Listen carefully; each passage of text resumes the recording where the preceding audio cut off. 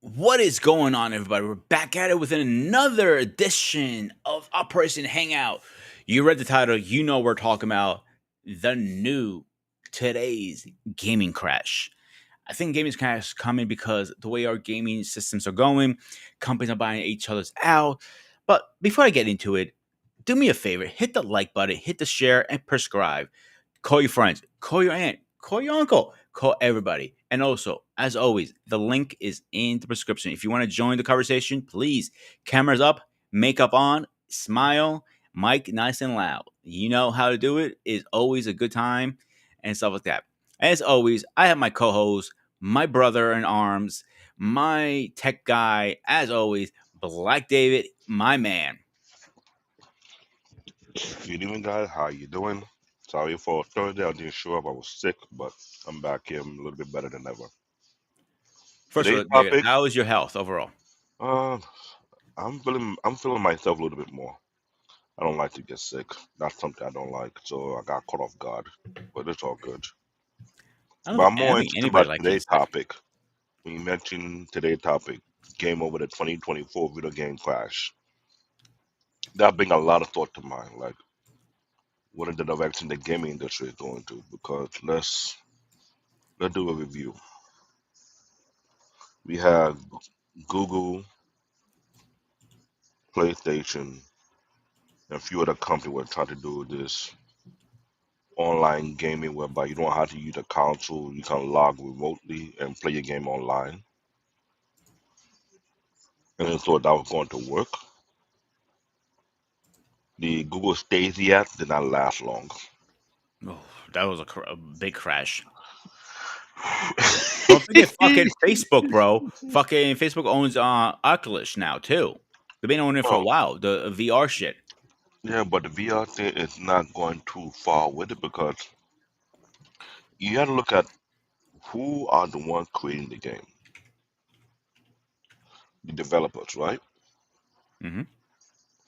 And if we have been paying attention over the past 2 decades, what is the number one issue when it comes with the developers?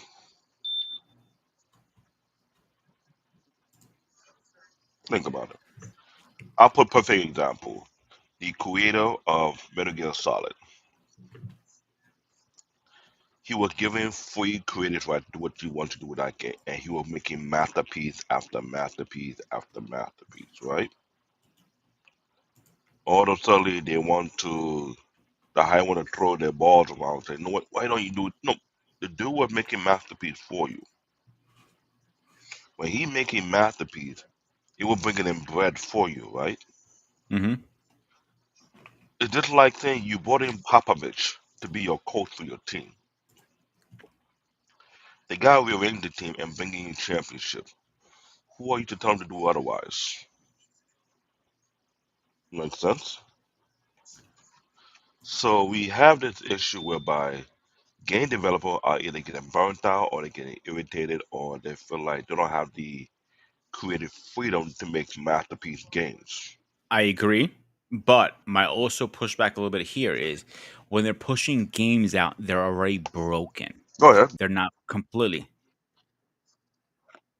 That is one of my issues. Go ahead, David. And why is the game broken, to be honest? No, I'm not asking that question. Why is the game being broken? Because this is something I've been trying to. We talked about the gaming industry of the yesteryears.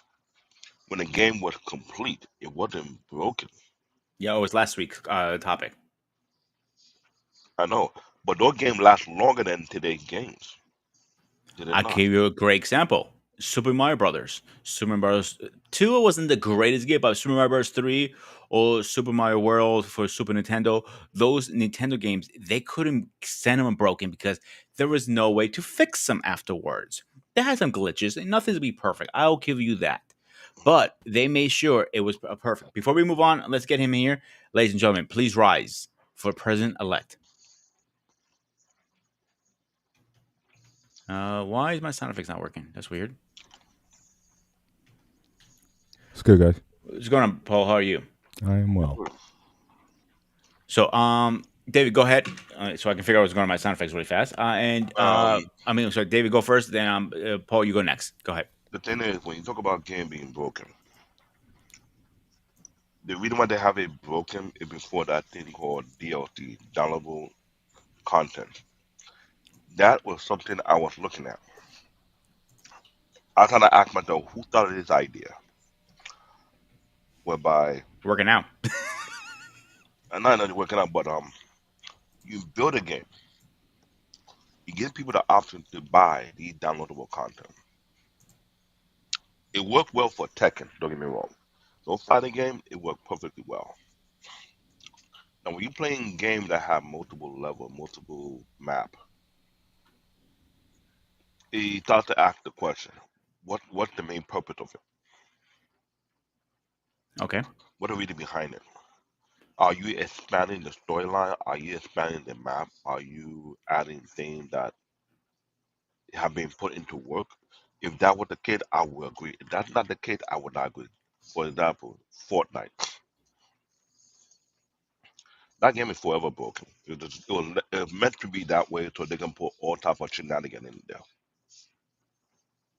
I never liked the game not one bit. I've been trying to figure out why people love the game because it's so idiotic.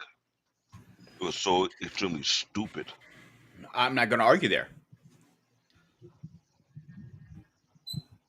But what for what reason? If you're doing it for Star Wars, you are doing it in a way where you're not only breaking down the stages, you're breaking down the storyline because it's a massive storyline with dealing with Star Wars. Let's be real. Hmm. If you were to create Lord of the Rings game whereby it would be nothing but a DLC broken game, whereby every year there's a new path that'll open the new doorway to a new storyline and you venture in. That would have been the case. Grand Theft Auto is another one.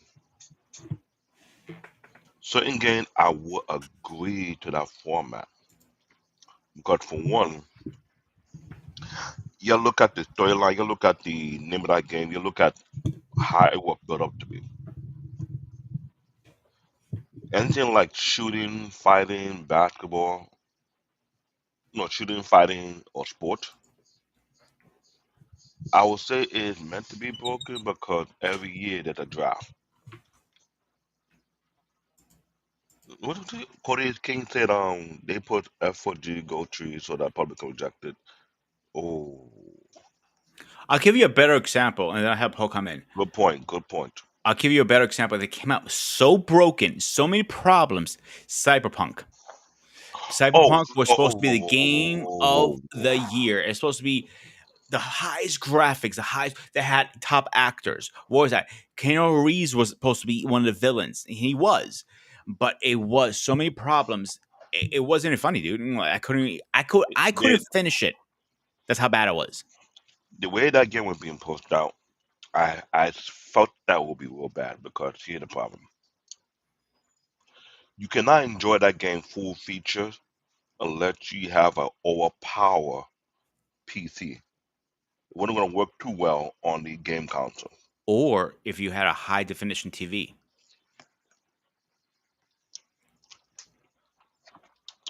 Gaming monitor, that too. good high resolution TV. You're talking about a 4K TV. How much for a 4K TV? Somebody do the math. Hmm. Now, I mentioned PC. I'm talking about you are stacking up the deck in your PC. You got 128 gigs of RAM. You had a 24 gig video card, or you had two video cards in your motherboard. You got about almost 20 terabyte of NVMe hard drive space in your PC motherboard. Your motherboard PC, whatever I would call it. You got a massive processor, an i9 processor, or a one of the highest end AMD processor. You have that thing on a custom water block. You Hmm. water cool that bad boy, and you overclocking it. And then when you go into the game, before you start the game, you put on maximum setting where you get the full graphic, and you got that high resolution game. You know how much these gaming monitors going right now? Mine right here is sitting over 1,500. My point exactly. They're like But mine's also a 240, 49 fucking inch.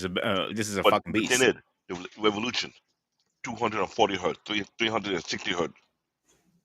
Dude, if you really think about the original gaming systems that got it in our homes, I'm not talking about Atari, I'm talking like what really popped the gaming series. I know. Super Nintendo, Game Gear, those Hmm. 64 big, all that stuff. Before we move on, Paul, open thoughts. What are you thinking about the conversation we're having? Well, I don't think I'm going to be able to add a lot to the current situation. Like I said, I'm not that involved or follow the current gaming industry. However, just from the comments that have been posted in the chat so far, I still think there's some similarities to a foregone era. Remember, I grew up in a time when, again, you had the boom of the consoles, of the standing arcade games, of arcades and the like, and the birth of these home video game systems. And I lived through what was called the North American video game crash of 1983. So I remember that era very well. I remember the boom 1980, 81, 82 when Pac-Man came out in 80. Ms. Pac-Man came out in 83. Defender, Centipede, all those great arcade games, legendary games, like I said, Defender, as I said earlier, that came out in that time. Joust, Cubert, Star Wars, the original Vectrex game that came out. I mean, huge. There was hundreds of thousands of gaming consoles throughout the United States in arcades, bowling alleys, again, local convenience stores, you named it, the flea markets. It was such a boom. And you also had a boom because, again, people couldn't get enough. You also had a boom in home gaming consoles. So, again, right now, from what I understand, correct me if I'm wrong, there's basically two players now. You have Xbox and you have PlayStation. You still have Nintendo out there, but yes. Okay, Nintendo, right? Now, consider this. You had, and by 1983, you had Atari 2600, Atari 5200, ColecoVision, Intellivision, Vectrex, Odyssey, Odyssey 2. And those are straight up gaming platforms. I didn't talk about the computers yet. Right? The Atari 800, the Apple IIe, the Commodore VIC-20, the Commodore 64. So you had all of these video game consoles and the boom of computers, the rise in computers. So you had a lot of people jockeying for space. That is true. In that time with very limited resources. So again, 1983, the most you could do was 8 bits. You guys are talking about terabytes. You had 8 bytes. 2 to the 8th power, 256. That's it. That's all you had for these home video game systems. So, in such a crowded space, there was such a competition to get out games, and you had games being produced by companies that weren't even in gaming. Purina Dog Chow, the dog food company, made a video game that basically, if you bought a certain amount, you turned in a voucher, whatever they had, they were churning out video games. So everybody was in it because they saw the boom. Everybody was trying to make money in the industry. And as a result, because of such a crowded field, decisions were made to come out with games that were garbage. So when Atari bought the rights to Pac-Man in 1983, 82, 83, the port of it was so horrible that people and they dumped millions. I think they might have paid like $21 million for the license for it, which, again, this is 1983 money. And they also came out. Remember, E.T. came out in 1983. The president of the company that produced the studio that produced E.T., the president that also owned Atari, said that he wanted an E.T. video game by Christmas, which was 6 weeks away. They made 5 million copies of the E.T. game. They only sold 1 million. That year, 1983, Atari lost over $500 million. Now, again, Damn. in 1983 money. And all those other gaming consoles, people said, I had enough. You coming out with crappy games. I'd rather go to the arcade. Yes, I'm going to spend, quarters in those machines hand over fist, but at least I'm going to have a better gaming experience than what you guys are giving me here. And so a lot of crap games were coming out, even though the systems could do more. I know you could only get so much out of 8-bit, but certainly they didn't put the time in. And you had a lot of these games being developed by companies that really weren't trying to give users a true gaming experience at home. And people said, I'm done. And so the crash of 1983 was basically due to, one, oversaturation, too many companies, too many spoons in the soup, trying to get a piece, and crappy games. The quality was so bad that why am I spending this money? People were spending $40, $50 for a game, again, back in 1983. And so people were like, look, parents were like, look, I'm sorry, Johnny, you're not getting an Odyssey 2 for what we're getting, which is basically blips and dots on the screen, is relatively speaking. I'll take it to the arcade on Saturday night. In fact, one of my big thrills was my sister lived with her actually for a while, and her and some girlfriends, they would go to the bowling alley. Had a big bowling alley out here on Saturday nights. That was like a routine that they had developed for a while. And so that used to be the thrill of my week, because the bowling alley had all the games. They had the Star Wars game. They even had the Star Wars game you could sit in.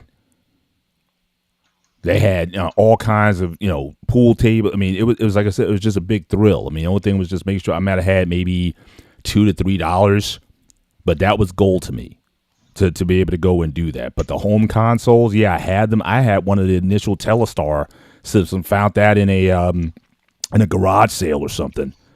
And it was literally like these knobs, you hook it up to your TV, and there was these knobs that you would play left and right so that the bar would go. So you play tennis or pong or whatever it was, it would slide back and forth. So I go back pretty much to the very beginning when these, if you didn't have the video game console, you had the handheld, like the Mattel football, Mattel baseball, Mattel basketball. Yeah, I remember. I know Eric's in here. He knows what I'm talking about. Yeah, I remember. So that was the world that we were in. It was in blips and dots and not a whole and pew, pew, pew, pew, pew, pew. But there were some games that were good. Like Pitfall was a game changer. Pitfall was one of the best ports that was ever done for. Well, it wasn't even a port. It was actually an original game. And in fact, Pitfall might have been the first game, because again, the model back then was arcade games were intended to be played for a few minutes before you had to cough over some more quarters. But as I said in last week's show, some guys got really good at it to the point where they can make that quarter stretch a long way. And you used to have tournaments. You used to have champions. You used to have competition amongst the best players in the world. So it was almost like Olympic level in terms of the competition for the in those for those gaming consoles. And then like I said, you had this booming. Like I said, people couldn't get enough. They wanted these home boxes. But again, but the model was you play for a few minutes and you fork over more quarters and you kept it going. But Pitfall changed, and the same thing was at home. Again, 15, 20 minutes of gameplay at a time. But Pitfall was one of the first games that had like extended play. There were stages after stages after stages that you would go through, different stages, different. It was like one of the first like adventure games that gave you a different experience from stage to stage. And so that, that kind of, thing was, again, very well received at the time. Pitfall might have been like at the height of the home video game market. But when Atari released Pac-Man and E.T., both were major flops, it caused a domino effect where people said, enough. This is garbage. It's nothing, doesn't look anything like the arcade game, doesn't sound like the arcade game. There's nothing, nothing in common with the arcade experience. And so why am I going to fork over at the time? You might have spent $140 for an Atari 2600 back then. And again, games were $30, $40 at that time. Why am I going to spend that kind of money for those kind of games? And yes, we had those kind of gaming consoles too. Those LED displays, liquid crystal displays, but I go back even before those. Because like I said, look up Mattel NFL football handheld game. Look at that one. Because that was high tech at the time when you had liquid crystal displays. But if you look up Mattel NFL football, it was literally red dots on a screen that you would control left, right, up, down, etc. So that's what I got from the crash of 1983. Poor quality, too many players. Now, let me ask you a question. Yeah. Please correct me. Please apologize for me being poking the bear a little bit here. But were you around for the crash? Because I know you're a little older than me. Yeah, I was 14 years old. So you remember it pretty well. Yeah, like I said, I lived through it. It was the death until one of the survivors, because all these guys got knocked out. Odyssey got knocked out. Intellivision got knocked out. ColecoVision, all these guys got knocked out. One of the only companies that was still left standing was Nintendo. They had a Faircom system in 1984, 1985, which they redesigned for the North American market, and that became the Nintendo NES. So they're the ones that came out, but again, they came out with against Super Mario Bros. I mean, they took their time and they put more emphasis on gameplay and quality of games ahead of just getting a bunch of games to market. So again, that they came up with a different business model. Now initially they sold you a bunch of stuff that you didn't need. Like they remember that whole system they had that robot thing that would kind of turn, like it didn't really give you a bunch of value. They did give you the gun, like for Duck Hunt. You had the gun that you would shoot for Duck Hunt and whatnot. But they had like this robot thing. It was like this big package that they gave you. But again, the quality of the games, it was such a leap in quality that it revived the original NES on the left. That revived the video game industry. So you talk about Christmas 1985 is when everything came around. But again, Atari, $500 million in losses. I mean, think about that. I mean, that's just that guy really didn't give a lot of a lot of pop, at least in terms of improving the gameplay per se, but definitely was but that was definitely the scenario back then. But contrast that to today, you only have, like I said earlier, like you guys confirmed earlier, you really have basically 3 consoles: Nintendo, PlayStation, and Xbox. It's not a crowded field, and then of course you have computer games, of course. So let me hang on 1 second. 1988, 1989. What about that period? Hang on 1 second, David, before that answer that question. So, Paul, so you understand, the 2 major players right now is Xbox and PlayStation. Nintendo's more for kids still. The thing they have going for Nintendo is called the Switch, obviously. It's the reason they call it a Switch is 2 reasons. One, you can switch it from handheld to TV. That's why it's so popular. You can, go whatever with that. So, by that said, would you count Nintendo as a major player? No, I wouldn't count it as a major player because they're not major like blockbuster games like Devil May Cry, God of War, Call of Duty, and so on.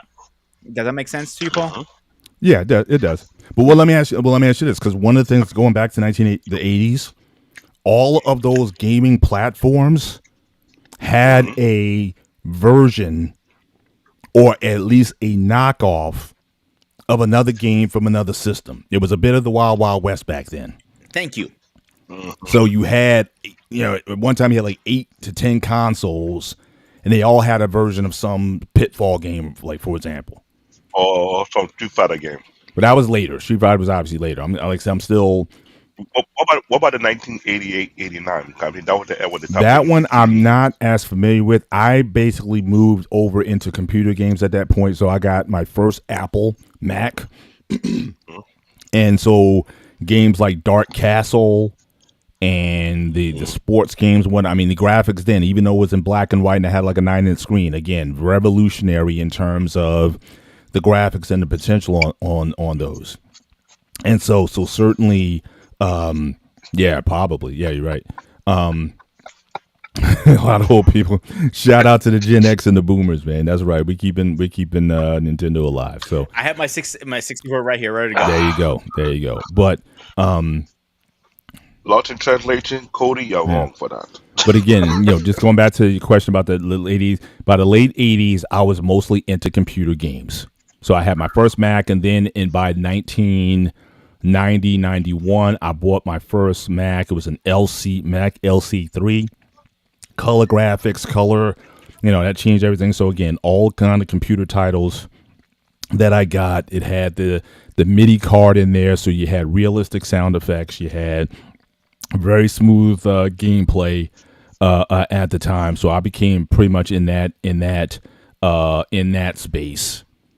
More so than following what was going on with Nintendo NES, and then I forget what came out. I think Sega Genesis was certainly big. I mean, certainly in the late 80s and 90s, Sega Genesis. But then you had, I think, Graphics 16. What was it? And that's around 1988, Yeah, 89. yes. The first one, if I remember correct, I look it up. They call it the what's the name for it?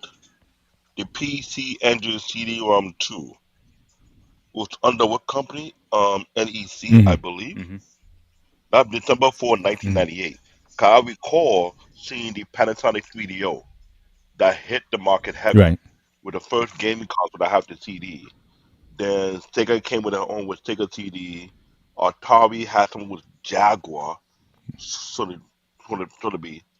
Then PlayStation came with it's like it almost expanded again. Hmm.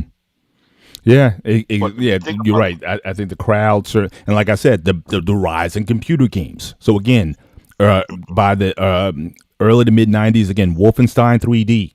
I said this last week. Wolfenstein changed gameplay overall because it was one of the first one single player action games, 360-degree smooth graphics.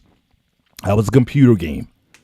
The original kind of true. Wolfenstein was like, again, like any other computer game at the time. It was like basically one dimensional and whatnot, and little dots and things moving on the screen. Wolfenstein changed gameplay because that's where you got your Doom.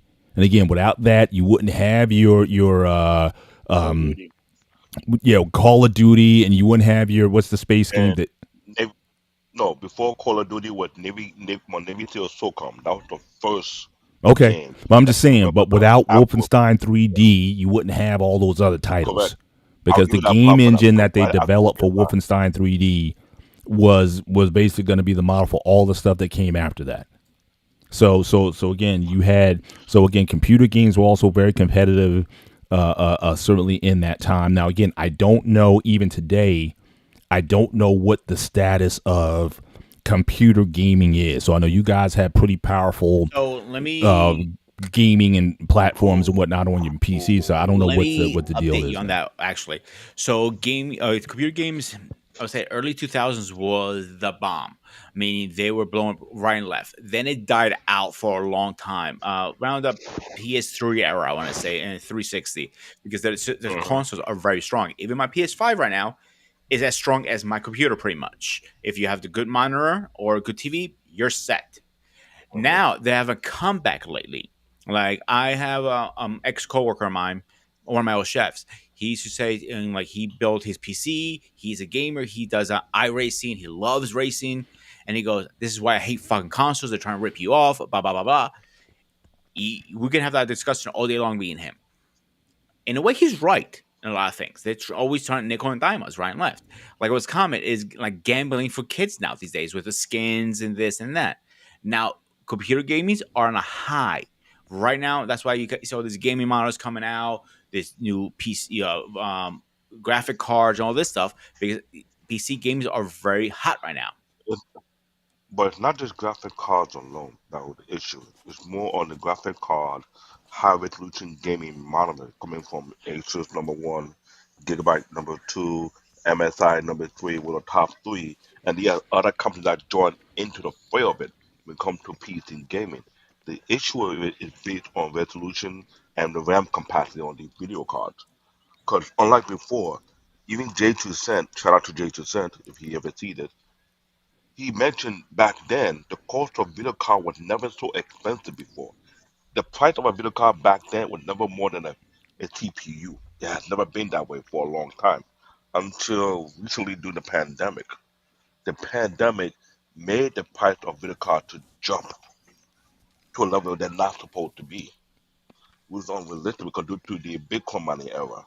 But so I'm not going to that part. But the thing about the PT gaming arena, it got very very competitive because for one, you having big names making all type of motherboards for all type of gaming purpose. I mentioned Asus, it's number one on the list. Gigabyte is number two. MSI is number three. At one point, Intel was in the mix of it, but it wasn't doing too well. So they motherfucker don't do too well. There was another one called BioStar, and I make maybe more solid more motherboards, but it can get there. There was other competition as well. When it comes to video card, there are two main makers. You got Nvidia and AMD, but they have third party who make their own flair or their own flavor of that, and that's going on and going so forth. So when you going by that, when you go by processing speed, then you go by hard drive. The hard drive competition is never going to die out. It keep on increasing, keep on improving, but it become very costly. But what I don't want to skip was the time when they came in the game console, when they started doing the CD back in 1988, 1989. It blew up there. It affected the PC era during that time too as well because when you have games not playing on CD, 16-bit above, what thing was going on? Yeah, better graphic, better look, but the PC was still lagging behind during Actually, that David, time. I just looked it up. The first CD console was 1988. TurboGrafx CD was That's called. The that's what Turbo I was Port, mentioning earlier. Yeah, they were competing head to yeah, head kind of with Sega. Genesis had more titles. The thing with Kill Turbo Graphics is they didn't have a ton of titles out the gate. Sega Genesis had a pretty robust catalog of titles at that particular time, so they were definitely up there. bingo. So So, that was the issue because I remember I went to one store and they showed the Panasonic 3DO. I thought that would be the king because they had a good couple of lineup, let's say about 8 or 10 games.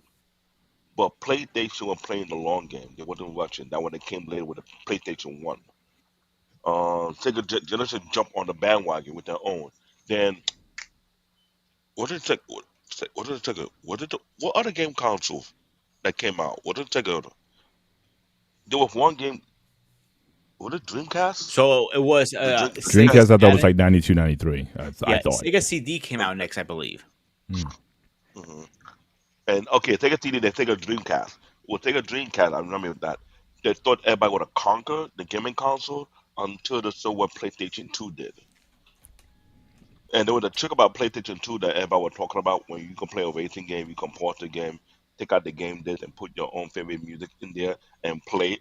And we'll do all other extra feature came along where everybody in a long line would come into the store, GameStop. If you remember that time, people were bringing their Sega Dreamcast to replace for PlayStation 2. And I was like, it was all over the news. I was like, oh, that is the worst way to lose money. If your console is that beat up in the market, whereby people are turning in their game console to replace it for another game console, that is epic. Am I wrong? Yeah, Because I saw it in real time, and I was scratching my head like, this cannot be everywhere, is it? Until I turned on the TV, I saw it on the news. line of people coming in during the Dreamcast to get the plate. I was like, whoa, how you lose that battle? So I just looked it up. In 1992, Sega Master CD came out. It was a Hmm. like attachment. You just put it under your Hmm. system. Yep. It Yep. was a I remember that. system. If you guys Yeah, remember that, I actually remember. Mhm. I didn't ever own it. I remember that damn thing. Then I never owned it either. yeah, then a few years I got later, cousins they who did. came out with the say I can't. Where's the name for this damn fucking thing? Sega CD or Sega Saturn? Which one came Saturn then first? CD. Okay. Then they added another attachment on top, the ROM. If you remember that one. Then after Hmm. that, they came with the Saturn, and then the Hmm. Dreamcast after that. And then the company Hmm. crashed pretty much after that. That time the company came with the Sega Saturn or Dreamcast is when PlayStation 2 came out and hurt them. I think the Dreamcast didn't work. One, they didn't have no decent titles. Number one, they had one or two launch. So They let me ask had you guys: Right. are games usually ported, even with the limited feel now? Are games ported across systems the way they used to be? crossplay. You mean? Certain Yeah, I mean, like games. a title's released for Xbox and Some games, yes. So here's the PlayStation. catch on that now. There's some Like I games. would So think, like we the end of like Madden, like yeah, NFL Madden Madden is game. one I a good think is example. probably Yeah. everywhere. Devil May Cry is another one that was on both systems. There are not too many of them, but the What catch about is the GTA? Call of Duty. Grand Theft Auto. Yeah, like Call of Duty, for example. Yeah. Call of Duty was cross all platforms, but it wasn't cross play. Meaning, if you had I had a PlayStation, you have an Xbox, but I couldn't play with you for the longest time. Mm. A lot of people saying There you go. PlayStation was greedy because every company has to charge for their online service because they have to put money. Hmm. And now they're arguing who's going to pay for what and all this stuff. And PlayStation was not playing ball.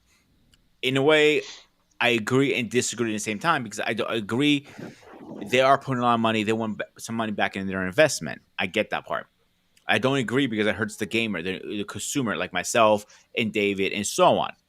So it's one of those things like, damn if you do, damn if you don't. So eventually, they came out to a deal with Microsoft and Activision, who owned it back then, PlayStation, Call of Duty, and they came a deal. There are a lot of games now on crossplay. PlayStation did start, excuse me, Call of Duty started the crossplay. We all know that. Like Fortnite's another one, and some other ones I can't remember. NFL and so on. It doesn't matter what system you have. Now you can play with your friends across the world on two different systems, even three sometimes. Some of the games are on Nintendo. Mm. Nintendo really doesn't play well with anybody else. They like keep it to themselves. They Yeah, I like know if for the I Wii, like they didn't come out. Wii was out there. Wii might have the longest um, shelf life of any gaming console ever. It was like 10 years or whatever that before it, but Nintendo even released anything else. The reason it was because the Wii U actually was the stepping stone for the Switch. And they used it for it was a flop.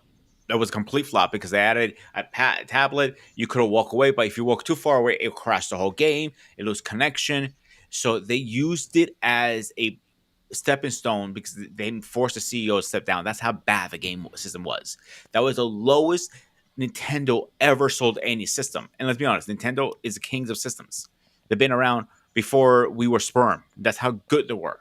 Mm. And now we have Nintendo, and it was one of those things like I had a Wii for Switch a little bit, but the games that come out for it, they don't attract me anymore. And I remember the commercial they did against Nintendo back then. They did a Super Mario running in an ice cream truck, and this is Sega on a drag racer, and they chose Sonic. And I remember, I'm sure you remember that commercial. It was always on the TV. They're comparing Nintendo with Mm-hmm. Sega. Nintendo is like an ice cream truck with represent Mm. Mario I Brothers. remember that. Then Sega represent the drag racer, which is Sonic, and so they super active graphics. So that was beating Nintendo for a while. They're like, you can play Nintendo, or you can play Sega, super fast graphics. And as time progressed, there's always commercial that targeted one other game console or another. That's always been the case. But for some reason, PlayStation almost stays consistent with it. from the PlayStation 2 would allow you to install an external hard drive, or you can convert the port whereby you allow you to play aging game. Because here what people didn't notice is PlayStation 1, PlayStation 2 have a much bigger library outside the United States, more so in Europe and in Japan. And that library is ridiculous. Xbox would only have a library within North America. They didn't never have game development in Japan or you were making games. So when people heard about it, it's since PlayStation 2 era, people were buying games from Japan and pay for a particular converter to put on their PlayStation 2 to play Japanese game or play European game, which the line we would never find in American library. That also went over to PS3, the same shenanigan too. So when people talk about the game console war, everybody thought Xbox was winning. They're like, no, no, no, Xbox not winning. They may be winning in North America on a global stage. They're not winning because when people start to know about the games that not made here in the U.S. or were made in either in Japan or North America, people are like, I'm going over there to buy my game. I'll bring it I'll here. give you I'll a great port my example, David. system. During the PlayStation 1 era, I can't remember which Dragon Ball Z game was, but I was Ooh, huge Dragon Ball Z fan back then. Like every kid was. Dragon Ball Z was the hottest it was ever was in the early 90s, early or late 2000s. Anyway, so I was able to get my hands on a Japanese version of a Dragon Ball game. But I had to get a conversion kit, meaning I had to get a chip, a little spring actually to when it started had to, the top had to be open and then closed. They had to go through a process to read the disc because Japan has a different data system versus us, so you have to get a hmm conversion kit. You just plug it behind your PS4, PlayStation 1, nothing crazy. So I beat it. I got bored of it, so I sold it to Funkoland. I made $350 that day. Think about it. In the early 2000s, almost $400, $350. Yeah, the importing games from Japan was a huge market at the time. Highlight Cody. Yeah, yeah. Japan doesn't release a lot of game here for some reason. They would have made money, but here's the problem. If they were to release those game over here, the game maker in the US would be feeling some kind of way because you know why? Japanese always a step or I hate to say this, 10 step ahead of them always when it comes to making games. There have been tons of games being made for Dragon Ball Z. There have been tons of games made for Bleach. Every major anime that you are watching today time, they already had a lineup of games built already over there before it came over here. The problem is the licensing. Just like you have with Netflix right now, what is Netflix is doing. There'll be another conversation for another time. But when these game developers are not able to have the license agreement from these developers, or how you want to say, the Japanese are not stupid to let these people buy their license or rent it, because they know what they're going to do to the game. Kind of like a block to that. Here's the other thing I think. Also, Uh, here's the other thing I think. I Yeah, believe that too. hang on. I believe Yeah, that too. also, our culture in the United States is a little different than Japan's, so that is a factor we have to put in there too. Also, our rating system is completely different in Japan. Listen, you have people dying, bloody murder on anime stuff. And guys, stay tuned. David Stoner's anime show pretty soon. Just a little throw a little out there. Anyway, back to the topic. The anime, excuse me, anime, the gaming system is completely different. You have like arcades who people play video games from time you wake up to time you go, and they gamble. It's a different culture over there. So that is the biggest thing we have to keep in mind. Why a lot of games were imported, like Dragon Ball. Dragon Ball Z wasn't imported to PlayStation 2 era. A whole generation. That's a big thing. They did try to port it at first, but it wasn't a big hit because Dragon Ball wasn't out yet. But when it was out, oh my god, now we don't want to port it because it was bombed. Then they tried it one more time. Oh, we left a lot of money on the table on PS1. I wonder why, dumb fucks. And that is the issue with game designers. Like, let me ask both of you guys a question. Do you first of all, I'm gonna ask you a question. What is the game you started using to buy your games when you were kids? I'm sorry. What's that again? What games? What What? game you started used to go? Like Funkoland, KB Toys. Which one do you remember? Usually it was like Toys R Us Okay, that's one of them. in this What hmm area. about you, Yeah. David? Same thing. So Toys R I Us. did Toys R Us. I also did KB Toys, if you guys remember that, Yep, I and remember that. Yeah. Funkoland. Do you remember the excitement when you had that game in your hands and you were so excited when you opened the smell of it, the feel of it? Sure. You want to? Here's my next topic I was going to now. Is that I also feel the game is coming because everything's digital now. You don't have the feeling in your hands. You don't get the smell. You don't trade your games and you beat it. No. But I think that's across the board, though. I mean, Oh, it is. like you used to look like Black Friday or even Thursday night used to be people would be at the store outside, 30 degrees or less, waiting for the store to open, and everybody bum rushes the store to get either the latest game or the whatever the greatest, the hottest item of the Hmm. year is. A lot of that stuff's died off with digital, with Cyber Mondays and stuff. No one's waiting, let alone Thursday night. It got so bad where it was like Thanksgiving night, 8 p.m. stores were opening up, and people. In fact, I think a couple people got deleted because of a bum rush crowd. I think it happened in New York or something like that. David might be more familiar with that, but I think people got said, enough is enough with the waiting for stuff. I mean, same thing when sneakers come out. I mean, had the lines be around the block for the latest Jordan sneaker or something like that. I think, with all the digital options now, I think people are just getting tired of, this is silly for me waiting around a block, hoping that they still have a quantity by the time I get there and before they tell me that they're sold out of the product or whatever. So I just don't think people have the patience for that kind of stuff anymore. So I think that's kind of across the board. It was a big problem back in the day. Like people were like fighting people. I remember getting my PS3. I got a midnight release, and the girl was dating. I thought, get my car keys, bring the car around because I am not fucking around. I want to jump in the car and run and get the fuck out of there. I don't know, but as soon as they're fucking shotgun or what. Where I lived, we never had issues. We never had people bum rushing. It was like a big crowd. It was like very metal. Everybody was friendly. We were cool. Nobody camped. The game somebody used to go in and go early. You know, if you paid it off or you come in at midnight, yeah, here's your number. They code you by group numbers, so you didn't have to wait for hours and hours on end. And that's the like thing I liked about it. But the midnight release, it's not even a thing anymore. I have never heard of midnight release anytime soon. Have you? No, but like I said, I think that's industry wide. I think people are finally getting fed up with, again, the long waits and the disappointment at the end. I think people value their time a lot more than they did certainly even 10 years ago. So, in many ways, that's a good thing. Plus, they're saying, it almost got too commercial with the Christmas and the Black Fridays and all that kind of stuff that I think people made decisions that, stores need to be closed. I remember not too long ago where, again, we would go out after Thanksgiving dinner and the big mall, Cherry Hill Mall, and a lot of these places would be open,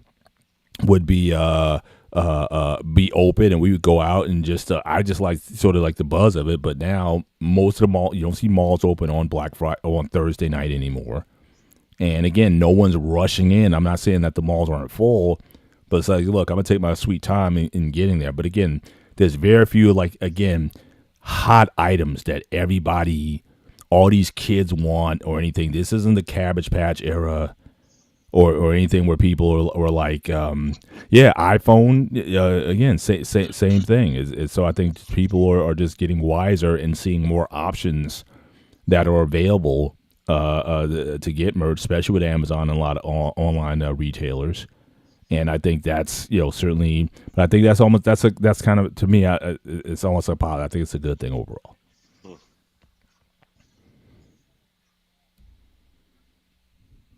Yeah, Mike. You muted. I do You think it's a muted. good thing and a bad thing because I do miss having the physical copy in my hands. I know you should can do it now, but it's not worth anything. I remember trading games and it's not worth pennies.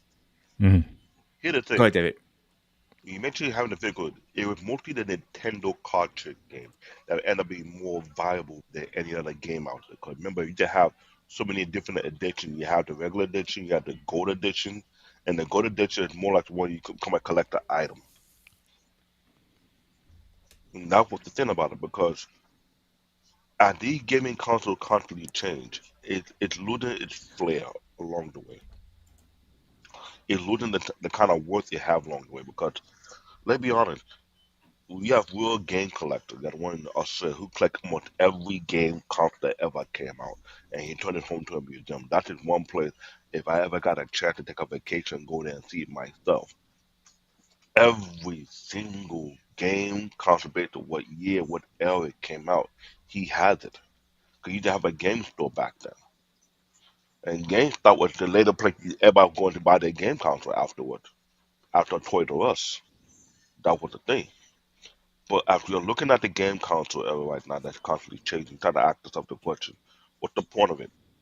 People want to keep their PlayStation 2 because of iconic games they have. They can play on the PS2, but you cannot play on the PS3. Same thing happened with the PS3. There's some iconic game that you want to play on the PS3. But PlayStation say, no, it will discontinue the network with it. So you move to PS4.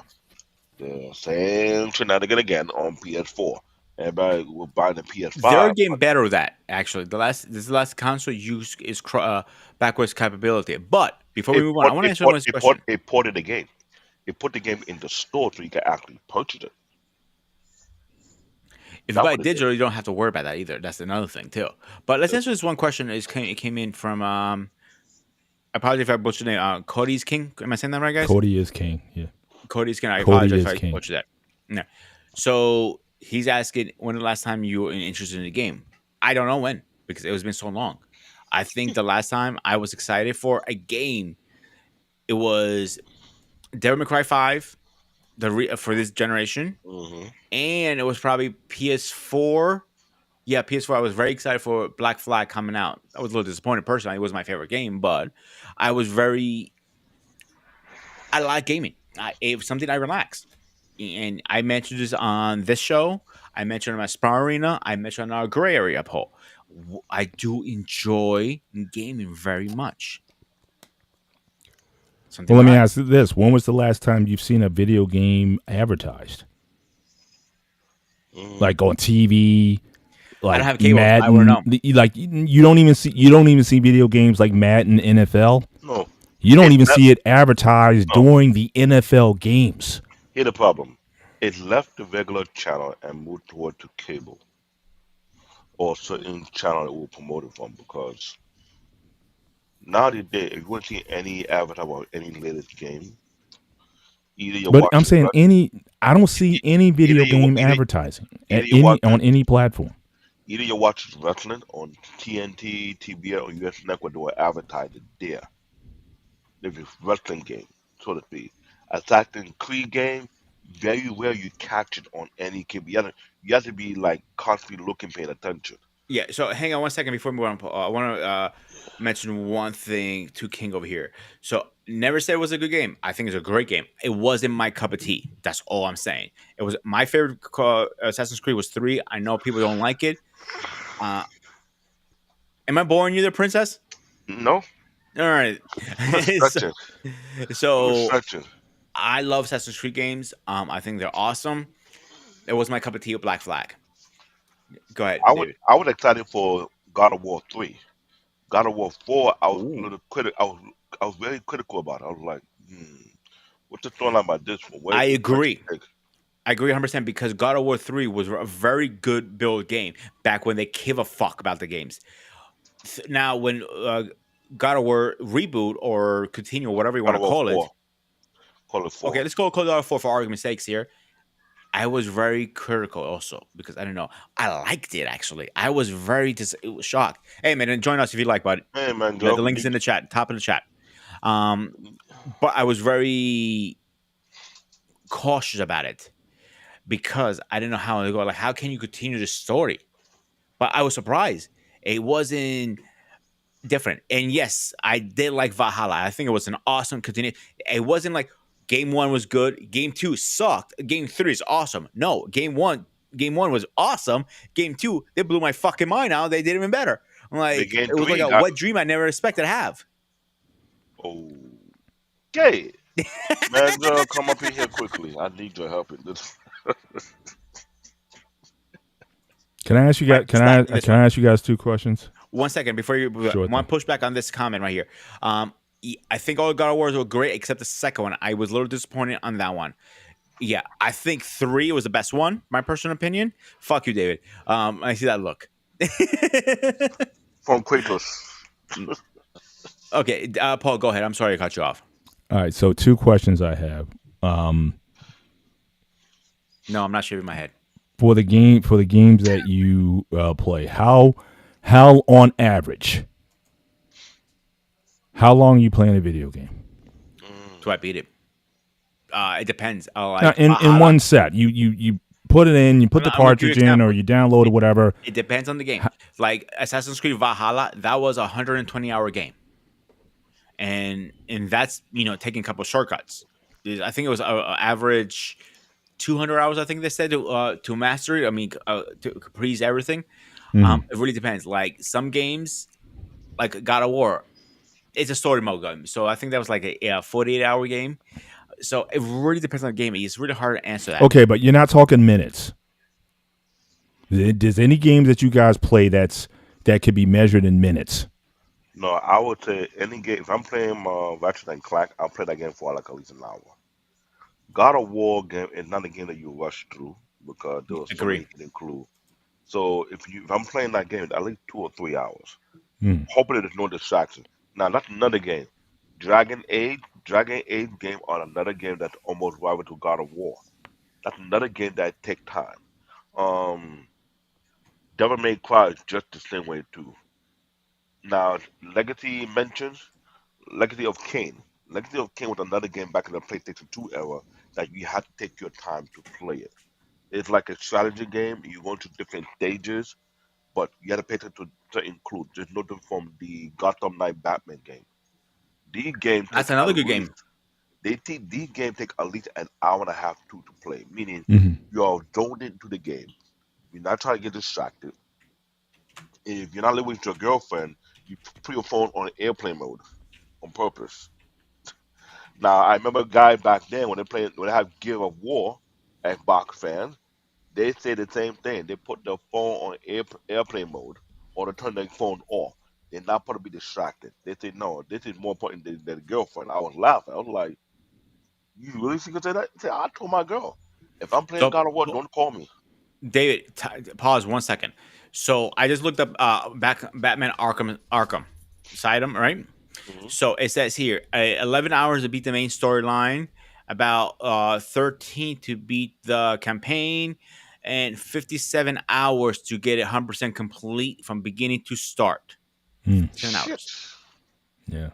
I have Yeah, never got that the far. reason I'm asking the question is I Go know ahead. for me, I'm still old school in this sense. I believe as an old school gamer, Hmm. you should be able to get a certain level of satisfaction in any game that you play I agree. for about 15 or 20 minutes. The games I play now are mostly on my phone. I don't even play computer games anymore.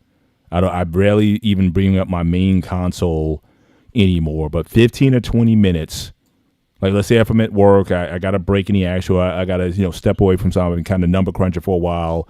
Let me take 15, 20 minutes. Let me just knock a couple stages out of a game of some kind, shoot 'em up game or something like that, and then I get on with things.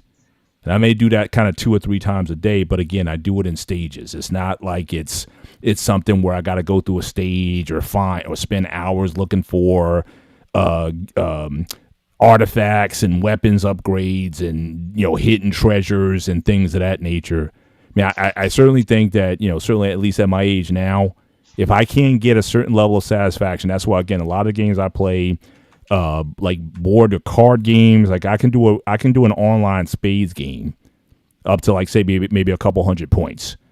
That game may take maybe 20 minutes. Or I may play an arcade shoot 'em up game and play 15 minutes of that or whatever, and then move on to something else with a certain level of satisfaction. But it seems like now with a lot of these games, it requires or demands hours of your time in order to get any sense of accomplishment or enjoyment out of the game. And that's certainly something that, is probably one of the reasons why I never bought into a lot of these ladder gaming consoles or invested in a high end computer to play some of these games because again, time just never permitted me the luxury of doing that. But for Okay. me, that's the era I grew up in. Gaming, even the original developers of these games, they weren't expecting people They weren't expecting people to be spending hours on these video games. But again, some people, Minesweeper. Again, I can play a few rounds of that or whatever, 15, 20 minutes, and be like, either until I solve it, or if I keep I'll give you a good bombing, example, Paul. then I go to something else. I have it Now, on my phone to kill some time. I play 8 ball.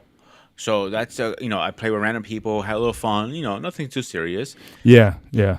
now, And I get where you're coming from. What is in that last game that we played on a console? You can plug it in for a few minutes and you just kill some time. Oh, I gotta go now. I gotta put it down.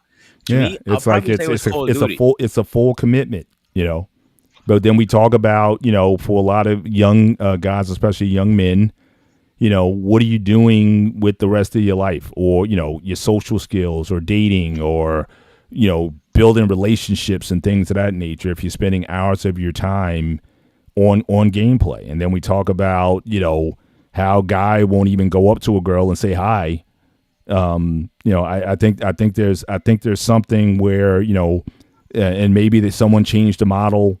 Like I said, I talked about Pitfall earlier, that you could spend hours playing, but I think there's something even in the gaming itself that's keeping guys, mostly guys. I'm not saying that girls don't play also. I mean, women don't play also. I now, know they do, if you but put I that think type there's of something game, to to this whole thing, that if there is going to be a crash, I mean, going back to the original theme of the show, if there is a crash, I almost think that'd be a good thing, to an extent, that if it breaks some of these people out of this box or prison, that they're just overly consumed.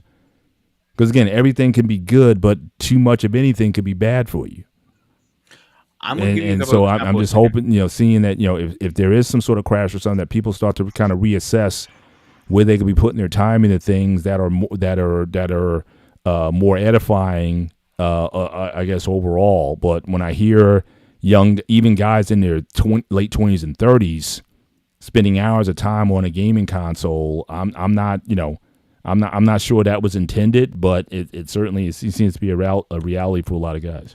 So I want to bring something to attention. So people are saying about women gamers, or whatever you want to call it. Say that some of those gamers are pretty attractive women. Like, for example, here I put this picture up. I want to show you an example. Her name is Sniper Wolf. She's a really good gamer. Like, she's not a bad attractive, a bad woman. My point I was trying to get to is these women gamers, or whatever you want to call it. They're out there. You got to put yourself out there too. But it's one of those hard things. Like, do I talk to her again? Like people are so scared to get turned down and rejected or be treated like shit, and that is the problem we also have, and that's why now this is behind the let me system. Go let me ahead. put back. Let me put back. Since a lot of game system and gaming can't allow communication within game, people have been finding their. I hate to say it, but it's weird. Some have found their spouse through the game they play. Perfect example. I was looking at some of the dungeon games. These are the games that people play hours upon hours, and these games are hard to end. The Final Fantasy series games, they'll take upon hour to end. Destiny 2 is another one. The Elder Scroll Online, you know this very well, Peter. Now, the most infamous one that you know damn well, Diablo. This used to be a PC game before they have it for the game console. How long you think somebody beat the Diablo game? Hmm? Too many hours. Okay, then when you had to customize your weapon to get yourself prepared to beat a I give particular you boss. a better one that people were beyond addicted. I think they have World of rehab for Warcraft, it. World of Mm, Warcraft, Warcraft. I was gonna go with it. and there's another one, EverQuest. I don't remember hearing Evercraft. EverQuest was Yeah. on the news. EverQuest was on the news on ABC News how one person was playing EverQuest so much to the point that he neglected his wife and his kid, and they had a camera on him how many Mm, hours he spent playing EverQuest online. And the thing was so bad that he was in his chair playing games from morning to night. His wife and kid would come in, the door didn't come out, and he would still be there. Every time he get there, he's going to eat, take a shower, take a piss, or change his clothes. mm, That's how crazy it was. Because when I look at these games and I look at the list, I was like, damn, there's Diablo 3, there's Diablo 4, there's Diablo 1 and 2 with iconic mm. because it takes hours to beat. Dungeon and Yeah. Dragon, that's another game. Torchlight. I don't think it's that good at dungeons. Hmm. We had what else again? Border Gate, Darker Line. That's another long game. We had Elder Scroll Online. We had what else? Neverwinter. We had Dungeon Siege 3, Dynasty 2. Yeah, well, like I Um said, you had the Grand Theft Auto. You had oh what's that? Dead Man's Redemption. I think that was also a pretty popular. I know Eric used to play that one Red Dead. quite Red Dead. often. Yeah. Yeah, yeah. So I Okay. mean, again, it's a lot of these games that just require just hours of your time to play. And my thing is, like I said, that's why I always limited my time. The only other question I had, and this might be a technical question for you, David, is relatively speaking, because like I said, the last computer games that I got into, again, to your earlier point, people used to build systems. You I got the still video with do. the NVIDIA cards and I all that to still play do. these games. That's the only way I get Mhm. a computer is I build it. Relatively, what is today, for example, if you want to mimic that of a PS, what's it, 6 now? Like some PS5, PS5. PS5. PS6, or PS5. Xbox 360 or whatever the. So how amped up? Do you need like an AMD 10, 12? Do you need Ooh, an Intel It's a combination. But i7, i8 or more to get no, what would it's you a have to build combination. in order to model what these systems are Now, doing? if you want an Intel side of things, you either get an i7 or i9. i9 is more of a beat of a processor, but it give off too much heat. So you Yeah. cannot use a CPU fan. You either use an all-in-one cooler, which is Hmm. AIO, or you get a custom water loop. That Right. is a given. Video card, you cannot do a either you do the 33 or the 42. You cannot do a 3070 or you need a 3080 or 3090. Or you go straight to the 40 series, which is the 4080 or 49. That's the overkill. And Cody is right. That's the minimum you have to spend. The last message. The last message. Yeah. My That PC, this right here, what you guys looking at right here, oh, flashes light. It cost me five K, and I have i90 Pro. Yeah, yeah. i90 Pro, the newest one. Hmm. And here's the thing. Yeah, I didn't spend that much. Like I'm talking about, like if you include my system, the tower, and all the accessories and the rickety rackety, all the bells and whistles and everything like that, Mr. Bennett, I spent 3 grand. But I knew I was overspending. I knew that. Like I got retarded when I built this system. Everything was over the top. Everything was Hmm. top of the line. The whole Hmm. 9 yards. So I Right. knew I was gonna overspend, and And I for what you, but purposefully over. for what you guys built, either $3,000 or $5,000, Jesus, is the 5 grand. gameplay that much more superior to that Yeah, of just buying a yeah, five yeah, hundred yeah, dollar, six yeah. hundred So dollar it's like this. PlayStation or Xbox? Well, the thing is, the performance is better. The games run smoother on PC, much more smoother. You get much better frame rates, unless there's an error in programming on the development side. Like there's been a couple of games like that, but you're not going to run into problems on PC that you don't have far worse on a console. Like you take Cyberpunk 2077 for example, dude. When those problems happen and people on PC were having problems with it, like I bought the game, but like a year later. I waited a whole year after because I saw the issues, and I was like, well, I know PS5 and Xbox are having problems. Then I looked at the reviews on PS5 and Xbox. Yes, they were far worse, far worse. Cyberpunk was a But fucking hot mess, bro. Let's be fucking straight here. But the Those thing yeah, is, guys when it were first on released, crack.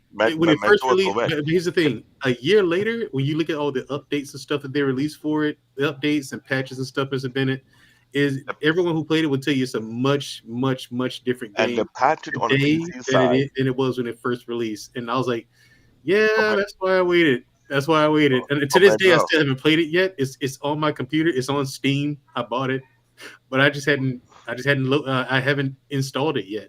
but Mentor, let's be honest. You don't want Those to install it, trust patches, me. but Mentor, those patches are going on two sides. Patches going on the gaming side and game on the driver side of the video card, whether you are using it, because they had to tweak a certain variable on your video card for it to perform well. Because at one point, it was crashing other people's video card, and they got to go reimbursed for that. Yeah, that's but like I said, that's crazy. But like I said, the performance is far superior and you can do much more with it. Like if you go to the Nexus, all the mods and stuff you can add to the game. Like you take a game like Skyrim, right? The Elder Scrolls V Skyrim. Now Bethesda, the developers of that game, will tell you people love our games because that game was just that good. It's like no, it was not that good. The story was actually shit when you look at it. You know what I mean? Without the rose tinted glasses, it was so simplistic. Like it's like, dude, this is such a simple fucking story.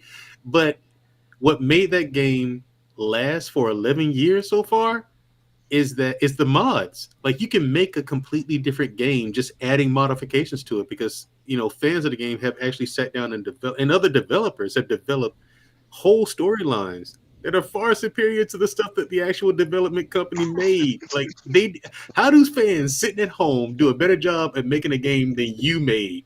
Well, that's the thing. Yeah, like, and that's the thing too that gets me is that a lot of these games, even the sports games now, have gotten into this thing about customization. Like you'll spend more time in draft mode and customizing your building your team than actually playing the game.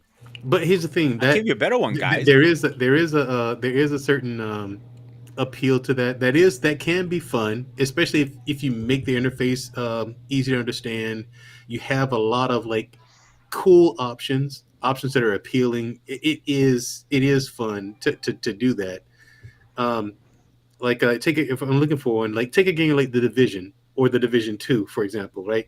Customization is super simple. You don't spend a lot of time customizing your character because there's a lot of game where you get your customization at is like modifying your weapons and building your character and playing through the story and stuff like that. Like there's much like customization, like with the weapons and everything like that, far superior to customizing your character. That's why you don't in that game you wouldn't spend a lot of time customizing your character. Same thing with Bethesda games, Starfield, the Elder Scrolls series. You don't spend a lot of time customizing your character. I mean, you might spend Diablo. a little time on there. Yeah, Diablo, games like that. Because there's a lot more in the actual gameplay. I'll give you a better example. But here's the thing. Paul is right. Like with the sports games, like Madden and all that, you will spend like 3 or 4 hours of total time. Maybe not in one sitting, but of total time just doing that.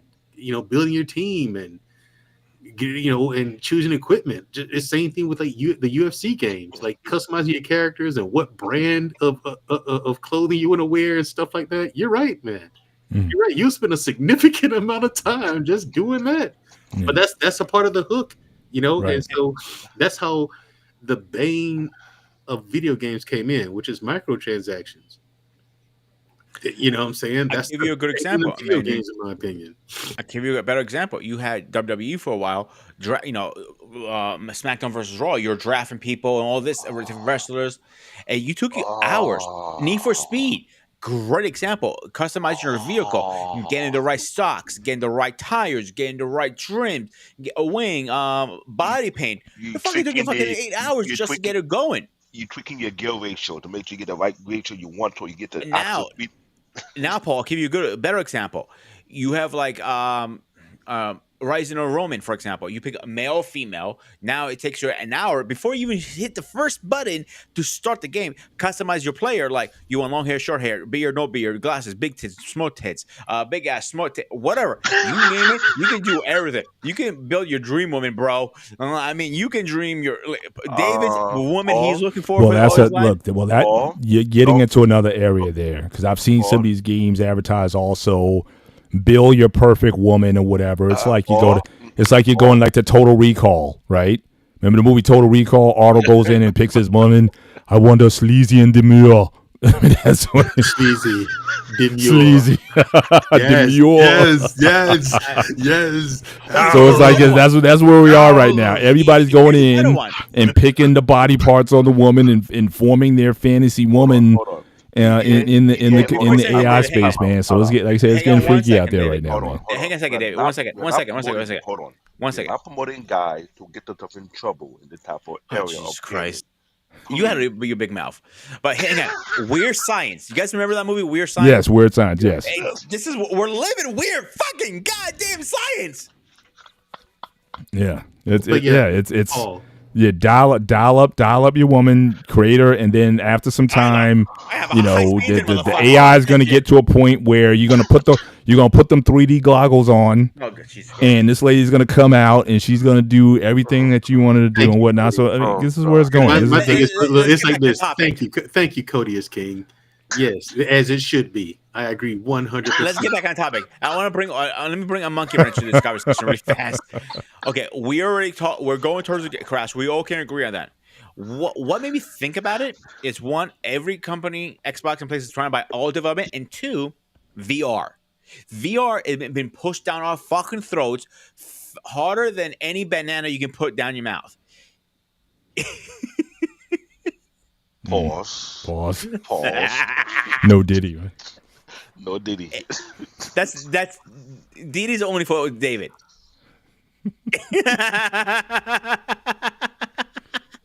But seriously, they've been pushing down VR so hard. PlayStation definitely.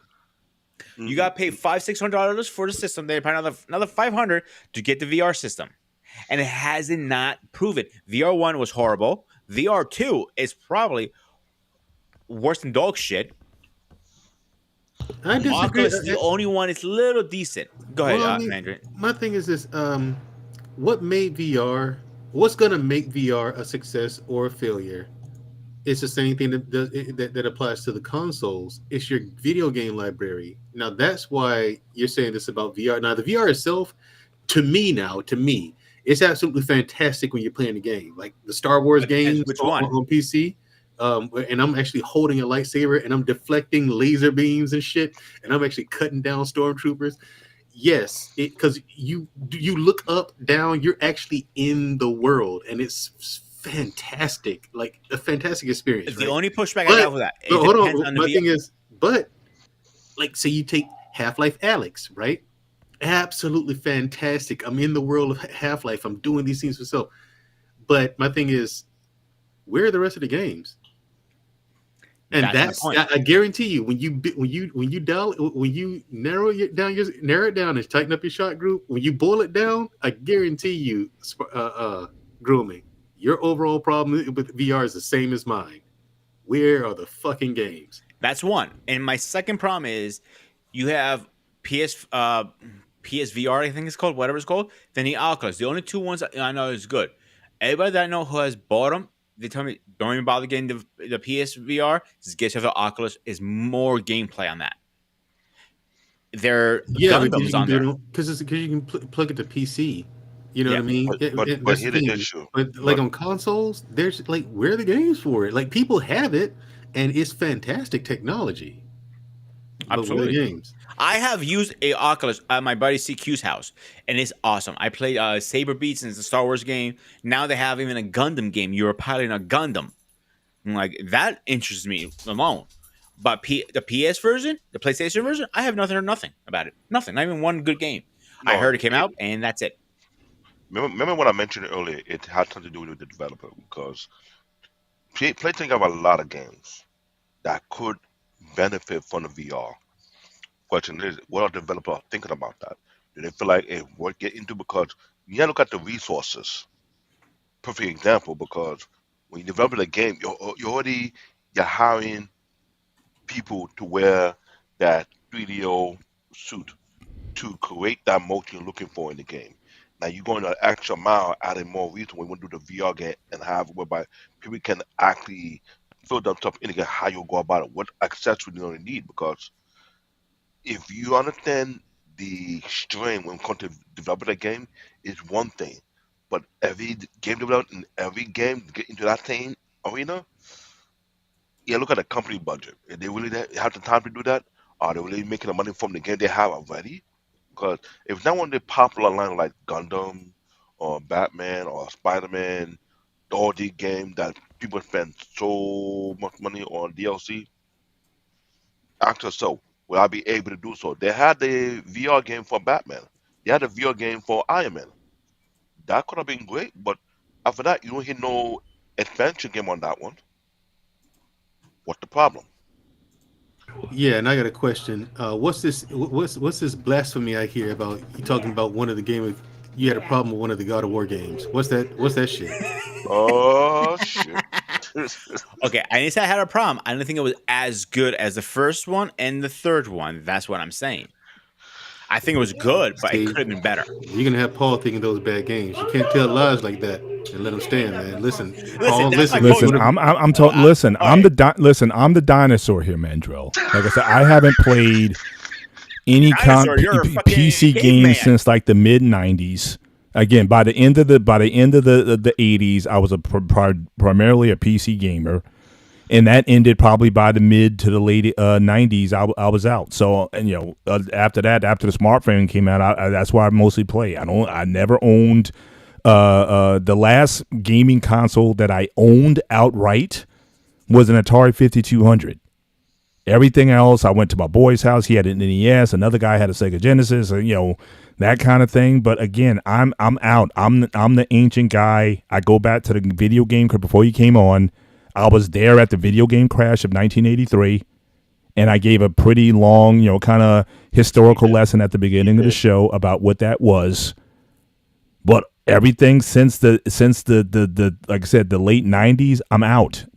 Computer games, console games. I have no idea what's out. I have no idea what's Paul, understand it. what's there. So I'm just giving Manjo context here. So again, most of this high end conversation you guys are in, I'm not aware of. But the only thing I mentioned about the '83 crash was what I am hearing that is similar past this prologue is quality.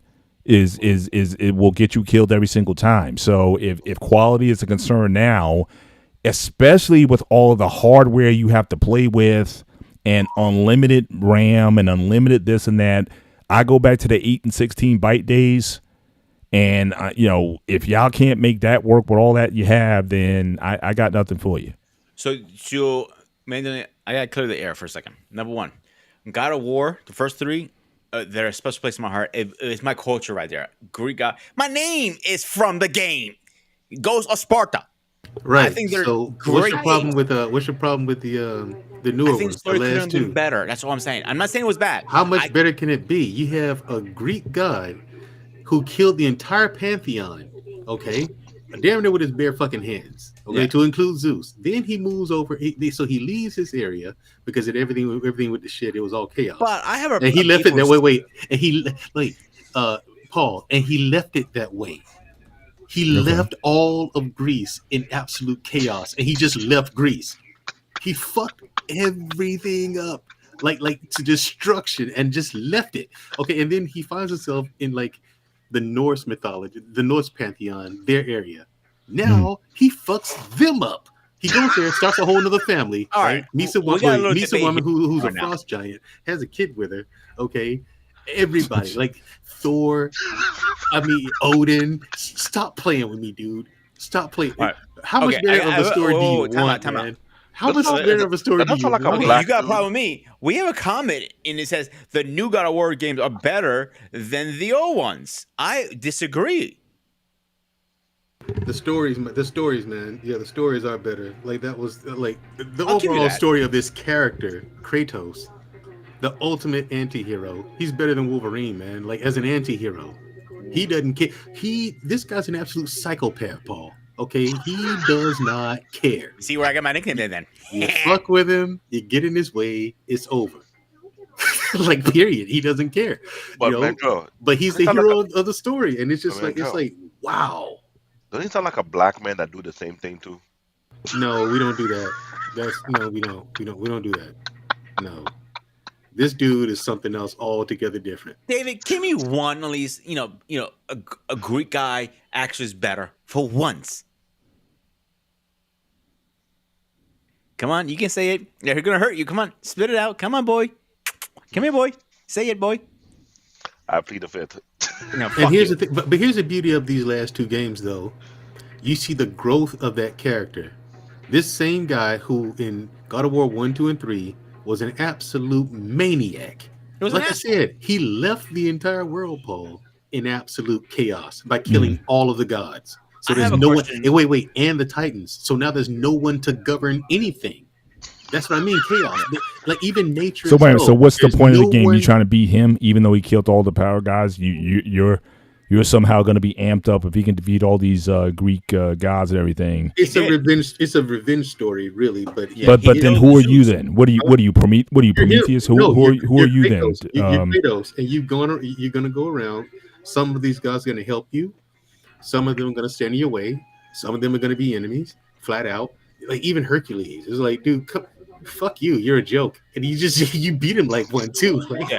Like, So like let it's me. just it's I want to the ask you thing this is question. the Hang on a story. second. Like it's in these last two, and I'll make this point. And I'll shut up. You actually see the growth of this character. Like he went from an absolute maniac to you see the maturation of him, like what that did to him, like his actions. You see the growth and maturity of him. Then by the end of the second game, you're like, wow, this guy really is a complete. And it's not like it's something sudden, and it's not like it's something unexpected. The animal in him is still there, and it comes out when it wants to. Like in this last game, grooming. When when Thor shows up in the Odin shows up in the beginning, and they get into their Oh, that first was fight with awesome. Thor, that's what Thor wanted to see. This guy was like, Kratos is now kind of peaceful. He's like, listen, get out of here before shit gets ugly. Like the warnings. Before Kratos would have given no warning. You came in his house with disrespect, you were dead. Now he's like, go away, and he's holding back that whole fight. And Thor's like, nope, I want to see the real you. I want to see the real you. And then when he threatened Kratos' son, you actually see the real Kratos come out, and he clocks him in his face and knocks a tooth out in this scream, this big ass roar he makes. You know what I'm saying? With that punch, and then Thor's like, yeah, there he is. And I notice Thor personally, leaves I immediately after that. I personally think Valhalla should have been the game of the year, hands down. But here's a question for my tech guys. I don't know if Paul can answer as much, but David definitely can. Coding. When you write a code for a game, it's a process. Is it harder for a regular game versus a VR game? I'll tell you for both. See the problem. When you're building a code for a particular game, you are going through so many lines, making sure that the variable are set where they're supposed to be set. Because if you remember of the back in the day called thing called Mugen. Mugen was a gaming platform allow you to build your own Oh, you fighting talking game about the character. Mugen? Yeah, Mugen. I Yeah. remember that. When you learn how to build game from that, they start to understand building a game is not that simple. You know how many years it took them to build one Gran Turismo? 3 years. You're taking tons of pictures that make it as realistic as you can get. Going through so many game coding, checking the mechanic, make sure everything run the way it's supposed to run. But it is not that simple to Well, build again, a. that led to the crash of '83. They were pumping out games that should have took 6 months. They were cranking them out in 6 weeks. Again, because of the crowded field and the demands of Yeah, companies the and Atari. corporations and everything, Atari especially. Atari Yeah. did, That's true. yeah, That's true. Atari did. So again, if they're not going to put the quality into producing something at the end, if it's about volume, then yeah, I mean, I think the past may repeat itself in the end. It And may again, be, but shameful though that again people seem to do more with less back then. Now you like so you Yeah, have all like these resources and you still can't. just like I said with the Elder Scrolls games, the modders oftentimes do a much better job than the actual developers, and mm, they are working with less. They got the creation kit and their home PC. That's it, and it's and they do a much better job than the actual development team. It's crazy. They, like you said, they do. Some people do more with less, and I don't say- think you have that problem of the volume anymore. I think these companies are looking to make money, so they're and taking that longer to develop the video games. You know what and I mean? Because it does require more research and R&D and stuff like that. So you get a but it's game not just like that say of Grand, but hold on, you get one game like say Grand Theft Auto, which is I mean forever old, the fifth one now, and they're just now going to release a sixth one in 2026. They say late 2025. I don't believe that. It'll be sometime next year. Let's be real. Hmm. But it's just sad to see some of these studios like Bethesda, they refuse to modernize, and they think that their same formula is going to work that worked 11, 12 years ago now. It's like no. Since then you've had games like The Witcher 3, come out. You had Elden Ring that come out. These they're following kind of in Bethesda's footsteps, but they're taking what Bethesda did and taking it to the nth degree, to a whole nother level. And then you got like this past year a game like Black Myth Wukong, which is a game about the the Monkey King Song Wukong, Journey to the West. You heard that story? Hmm. Yeah, Yeah. it's like it's a game about that, and it is absolutely fantastic. Like a lot of people think it was a robbery that that game didn't get Game of the Year, including myself. You know what I mean? Like that should have been Game of the Year hands down. But you know, politics and all that. So anyway, you got, and it's a small studio with a very small team, but they took their time with the game. I think they announced that game like 5 years ago, and they showed like a small tech demo, and they put together a skeleton crew, Paul, and made a real banger of a game, man. Real, absolute is an absolute masterpiece. But you got Bethesda who refuses to modernize. There's been different engines to come out. You got the Unreal 5 engine now, and people are like, why don't you just use that instead of using the Gamebryo engine that you're doing? Because you're not doing a good job with that. And then they bring out Starfield, which is an absolute mess. Like it was. I bought that game, installed it, and played it first day, right? And I was like, okay, where's this? Where's that? How come I can't do this? How come I can't do that? I said, well, I guess I gotta wait either for an update or for the modders to do that job. The modders start working on that game, and guess what they did? They Mm. said, you know what? Screw this. This game sucks. I'm not doing this anymore. So a lot of modders just stopped doing it because Bethesda just did such a lazy job with the game. They're like, yeah, screw it. Why? And The that's what I'm modders trying. don't do, and they went back to modding Skyrim, which is a 12-year-old game at this point. Mm. But here's the thing, Mandro. A lot of these issues are coming from big company and buying out some of these small game developing company because when they're left alone, they're making masterpiece. But when they get purchased by these big name letters like Microsoft, for example, the quality they get have to go downhill. It's not the same no more like it used to. Because it, I don't think that's it. I don't think it was Microsoft's fault in this one. I think it was just Bethesda. Honestly, I think it was just all them. But again, because look what they do. They refuse to innovate. What they did was innovative in the beginning with Skyrim, right? It was innovative. It was new. It was because there was no other. What other fantasy games were there? And remember at that time, you had Game of Thrones that just come out. It was new, and there was just no other games like that dealing with fantasy and dragons and stuff like that. So Manu, when you're it's done not with at your the sentence, same I have a time. comment. Go ahead. I have a question actually. Number one, do you guys think the gaming companies are not listening to their fans? Yes, I believe that wholeheartedly. Most of them don't. Okay. My second question, David, facts. you got something to say before I go? Oh, same So thing. the I'm second agree question, with Mandro.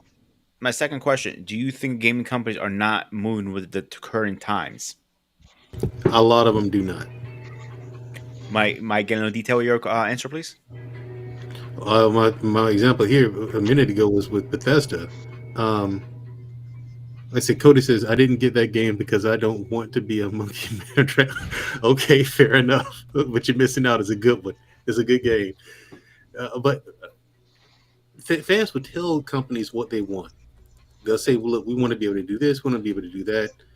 And they just won't put it in. The developers just won't do it for whatever reason.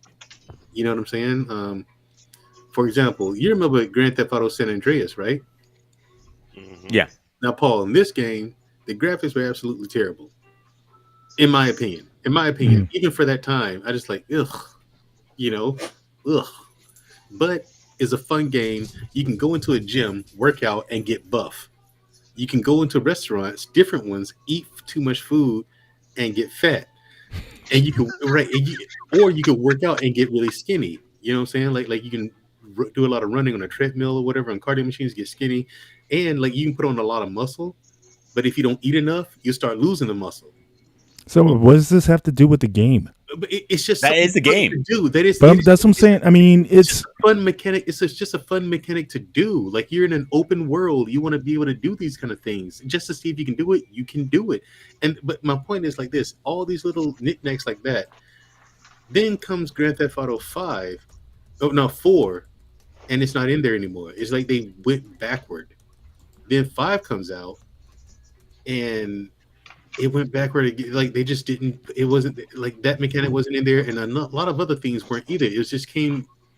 It became kind of mainstream. Then the microtransactions came into it, and it's like, oh crap, you Fuck know, the game up. It fucked the game up completely. right? And it's just like they're just not listening to the fans because the fans will say, "We want to be able to do this in your game. We want to be able to do that in your game," and they won't. They just won't do it when that would yield them. But what happened to the joy of gaming? I get. I mean, later in the book, she talking about. I mean, immersion. I mean, Cody's talking about immersion. But I mean, it to me, it's like you're going down a bunch of rabbit holes that have nothing to do with, I guess, the main theme of the game, which I guess is to, if you're playing the antagonist, to basically to still get away with whatever it is that you're doing or whatever, without being caught by the cops or other rival gangs or whatever. There should be some tension that, you know, your player could die from the activities that they're doing. I would think that's where the stress is. You don't want to, you don't want to get found out or caught or whatever. But I'm going to be taking down the rabbit holes in terms of, you know, how much food I'm eating or how much exercise that I'm getting in. I again, to me, that's not that's in an area that's just not, has nothing to do with what I think is gameplay. Like I said, it's just like with the football. I mean, I thought the whole idea was you play, especially if it's 2-player, you playing against your friends or whatever, and the thrill was not only playing the game, winning, and talking trash to your friend that you beat them, but you're worried about the draft, you're worried about the uniforms, you're worried about the cheerleaders, you're worried about everything. You know, I guess you can have a game for, you know, be a GM or GM mode.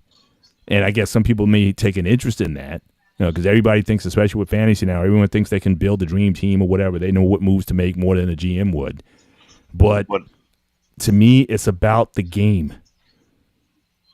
It's like it's like with these games out there, like the Super Bowl, like the halftime show is not the game. I will slightly push back on that because we see the game UFC.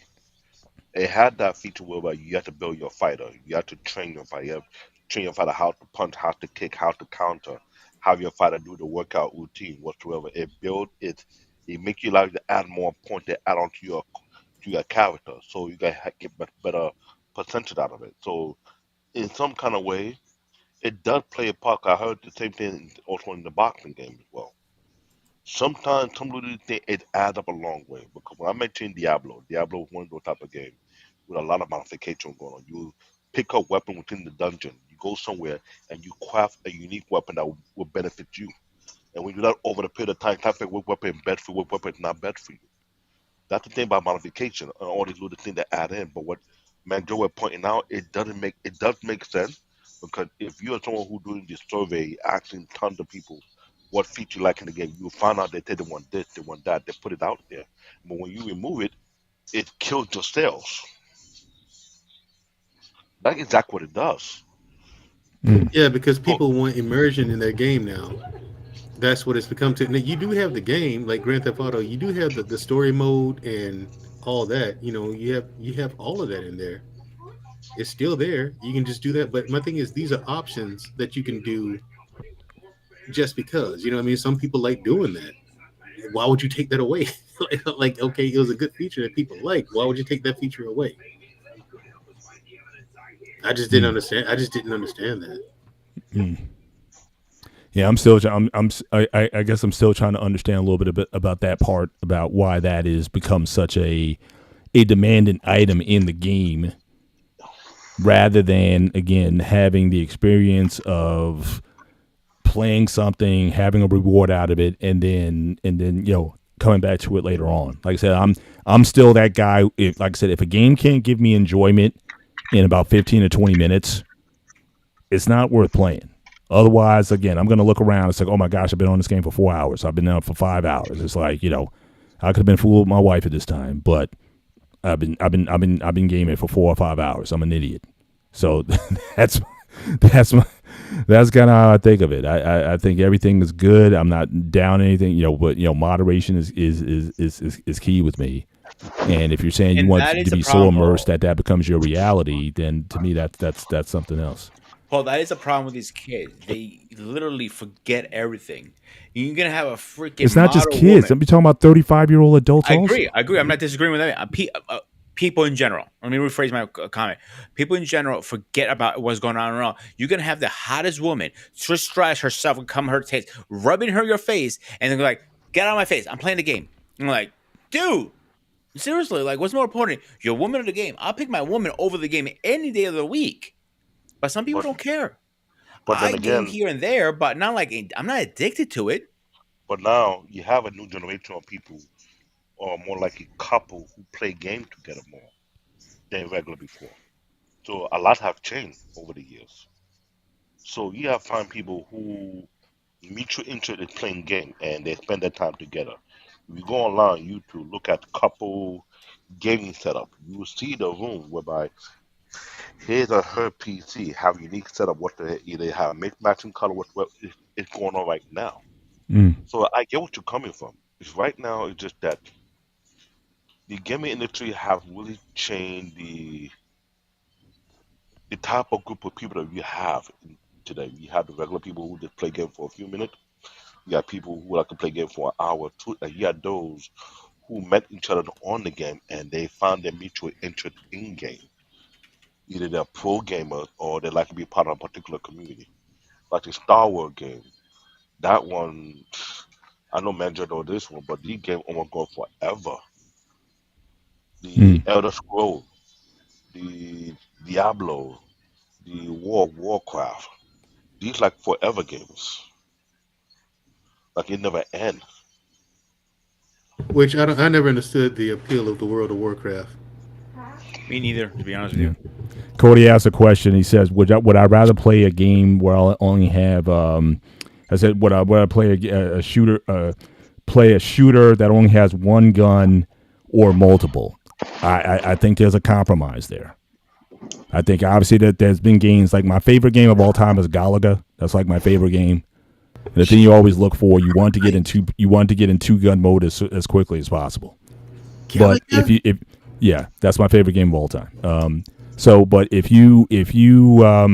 but the thing is, what I'd rather play. But I would say this: if you're going to have that one gun, you better be very good at it, which is also part of it as well. You know, what happened to the skills that you learned, hand-eye coordination, working that joystick or that module or whatever, getting the timing down and right. Even in games like Pitfall or whatnot, Play there was fighting a games. gameplay that you had to get very good. Your hand-eye coordination, you develop that over time.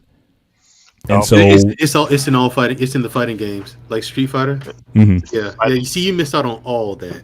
so it is fighting Street game Fighter, and Street Fighter shooting Two, game. man. Listen, I mean, Super Nintendo, Sega Genesis, they had Street Fighter, man. Listen, Street Fighter Two, yeah, that revolutionized fighting games, man. That's where the skill and all that stuff is. Then came Tekken and Tekken Two, which made a yeah, quantum leap of all of it. yeah. But I go back to even Karate Champ. Okay, I know that. 1983 I Karate know Champ. nonsense. Yeah, yeah, yeah. So much Hurry noise. Yacht. Yeah, yeah, yeah. What you mean? Exactly. It's just a bunch of noise, man. So I mean, there again, you playing against somebody, it could be like a split second you off between But knocking the guy out and you get knocked out. So again, it's that's the but thing. But yeah, you're gonna build the infinite gun or the infinite weapon that's gonna take out but 90% of the combatants I'm glad except you the talk final about boss at the end. I'm glad you mentioned that because you talk about I'm not gonna mention Fortnite does not fight in that thing. You have what's the game? Oh, was it Arena? No. This shooting guy. It's not Call of Duty. Call of Duty. The only people to perfect. Oh, you have Overwatch. Number one on that type of game. Hmm. The level of accuracy you can get on that game, if you're that good, come to a headshot or knock it out with one shot, it varied over time. There's another game that had the same game mechanic at Fortnite. Well, Eli, what other game you should play besides Fortnite? I tell you someone like Fortnite. What's the name of the game again? What other game that someone like Fortnite that you play on the PS4? No, besides Overwatch. Hmm? Not Rocket League. The other one. No. I just forgot this game already. The Pandora, the Overwatch. There's another game that you all different type of guns, but your accuracy level, when you good and you're accurate, you get a certain type of point, and there's a ranking system in play. Apex Legend, yes, Apex Legends one, and Battlefield another thing, Counter Strike another one. Those games, eye coordination is key. PUBG is another one. Because here's the thing about these competitions. The way the game mechanic works, if your accurate level is high, your ranking go up high. When your ranking go up high, it puts you on the spotlight whereby when you playing these type of network game, people are gunning for you. They realize you're looking at your status, your ranking, your accuracy. They see your accuracy is high. They say, okay, this guy is a threat. We gotta take this guy out because this guy is good at coming to one shot kill.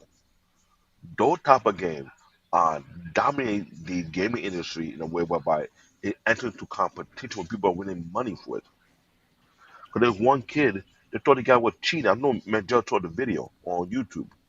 They thought the guy was actually cheating in the game because the guy have high level accuracy. So what they did, they invite the boy to come to the company headquarters and they monitor him. I thought it was a joke. I watched the video. They did not believe this guy have a high level accuracy when it comes to shooting. It was ridiculous. Alien involved. So when that happened, they apologized. They first deactivated the account. They then later on apologized, reactivated, and asked them to play one of their gaming team because they're sponsoring the team. They didn't know this young kid was in Europe. This kid level accuracy was so amazing. He was getting a headshot, one shot kill over the place. So they had to pay him back for reimbursement because they thought he was actually cheating. So there are games that make you want to eye coordinate, make sure you know how to kill. Even though that's mobile game right now, they're going to the PC, it's the same thing too. I play to it well. So eye coordination is still key in some games, but yes, after a while, it can be constrained when you're using keyboard and mouse and you try to be accurate what you're shooting. Come on, that is ridiculous. It's a certain I said level of it skill last you got to show. have. I said it last show. Military were recruiting kids when this Android thing started popping out like hot, early 2000s. It doesn't matter. You can pass boot camp. They can't. If you can play a video game, you're in the service. That's how easy it was. Yeah. And that's what's going on right now. So yes, you're right, Mr. Bennett. There are some games that still make you master your eye coordination. You have to be good at it. There's a You were grandpa who exhausted. I mean, especially some of those this, console games back, those arcade games back in the day. I mean, your hands would be like you'd be like but hit this it, after but a hit it, while, but you wouldn't eh, know until you got off because you were just playing for so long or whatever. It was so intense. I mean, you're sweating coming off. I mean, did the it was Marine like a veteran, physical exertion as much but as it hit it was though. a The mental Marine one. veteran or Army veteran, he's an old guy. He's like a grandpa, but he played the type of battlefield game, and the way he got to be a high ranking man because his sniper ratio is ridiculous. He sniped people from a distance without using the scope, and everybody's afraid of him. I forgot what his name is. He's on YouTube, and he laughs about it. He said, "I like being on this game, and these young think they're all that good, and when I come in, I'm taking them all out easily. They're running from me, but they can't run because I already got them already. I wait for Mm. them to get to that same area, and then you can hear the, how you got me? You can hear the visceral in their language. They're pissed how this man caught them. Now realize this is the actual army veteran. So you have vet, just like Mandrell, who play the type of army game, who are too damn good, who are good with a sniper in real life, and apply that skill set in the game to the point it's so disadvantage to any other player. So imagine Mandrell, who's the epic sniper, playing Epic Legend, and he's sniping the whole entire battlefield, and no one got a chance against him. And he's laughing like, dweeb. Imagine that type of fear. That's what used to be the Navy SOCOM game back in the days when they were afraid of playing against Navy SEAL because after Navy SEAL, you not give as a mental training. You want to know something though? Confession here. Uh oh. I am a very, very skilled marksman in real life. I'm because I'm good. Listen, no kidding. I'm about to start teaching, giving marksmanship classes, and starting in late spring, early summer. And I'm actually taking it very seriously because I want to be able to teach a class where I can teach people to. I can give a person a class that qualifies them for a concealed carry permit or a gun permit. You know, the whole 9 yards, right? Hmm. So I'm taking it seriously. I want to be able to certify you to get licensing for whatever when it comes to firearms, right? Um, but I'm a very, very skilled marksman. That's what I was a natural at. Like I was really fucking good from the get go. Um, but when it comes to shooters on video games, I suck. I am absolute shit, dude. Like the Call of Duty and all that, I am horrible. I am absolutely terrible at It's two video game different things shooters. too. I can't get it down. Just a minute, help me out here, dude. I can't. I'm like, I don't Well, understand. look, I don't think Like, how it's am I? intended to even mimic. Because even like back in the day with the I NES, don't you played understand. Duck I Hunt suck. on with that gun. I don't know how Yeah. accurate that thing was. 'Cause I could swear I was hitting that thing dead on and whatnot. Same And here, man. This is the so thing. so I again, I don't think in video game they're shooters. building a lot of accuracy into it. It's more so you have to learn, I guess, whatever you need to learn in order to play the game.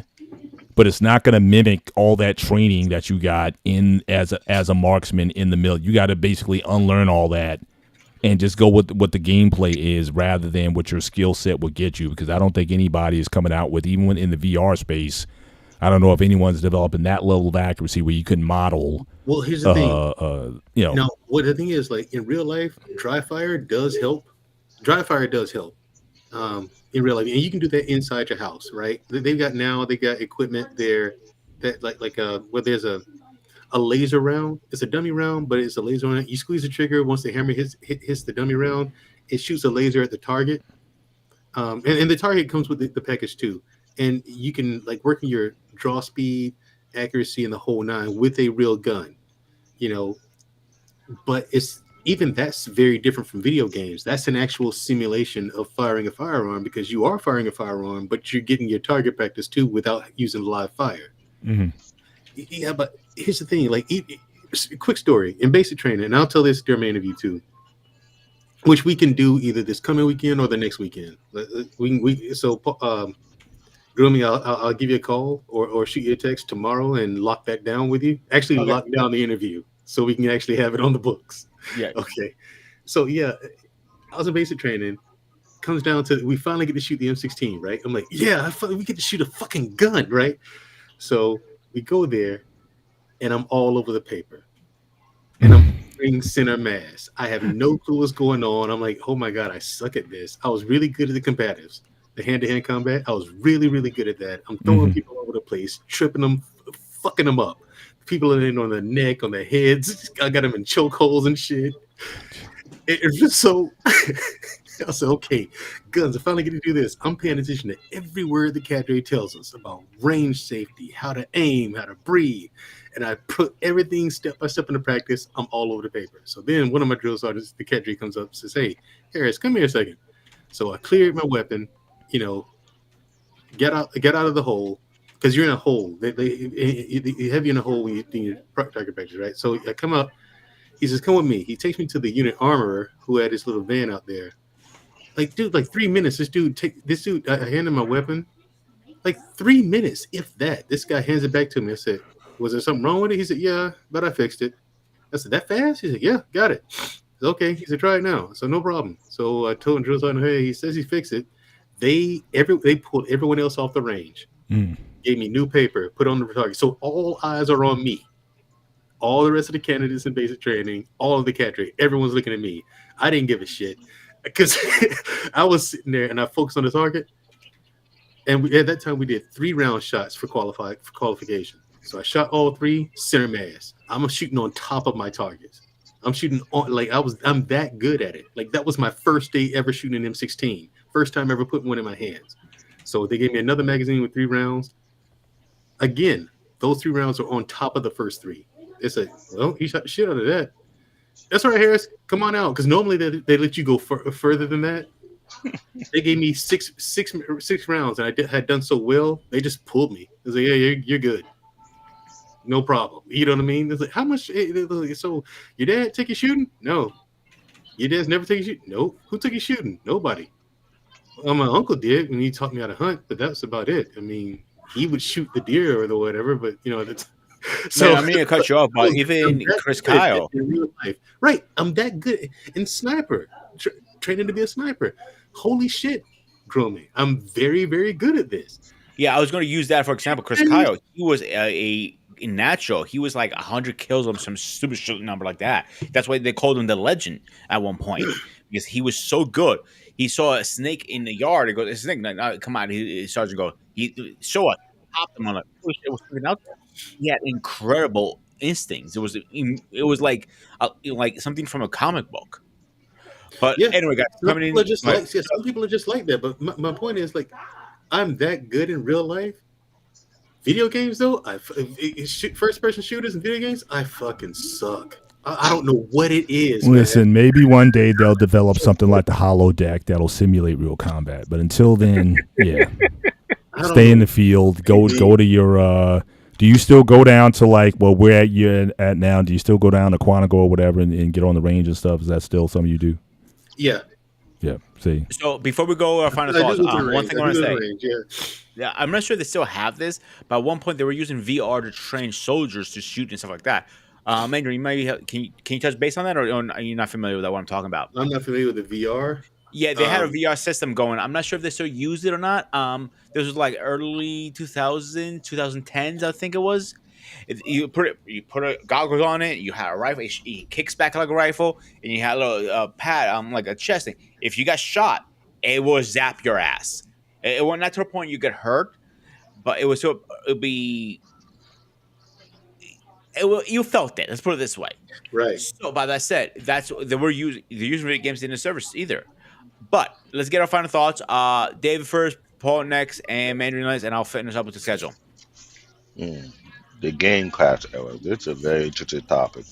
I think we have to venture back on this and do a part two to this because we're going on different era of the game class. In 1983, I believe the next one was 1988, 1989, and the most recent one had to be around 1992, 93. I'm not sure. But each of these game class, it brought about a dilemma that people was looking at. What will the change in the gaming industry? What it going to be like? How it will survive? Who will last? Who will fail? Who will get acquired? Who will lose money? It's a very interesting conversation. I hope that this video go out there and anyone who watched the video, please leave your comment. Put your 2 cents on this. What do you remember? Do you remember the game class era of 1983? If you have more information, put it down there. Remember when the trend took place in 1988, 1989, and so on. So please leave your comment, leave your view. You want to read some of these things so we can bring it back. If we have it to the next episode. This is a very, very, very interesting topic. I love this topic for real. Other than that, this is a great show. But on to the next.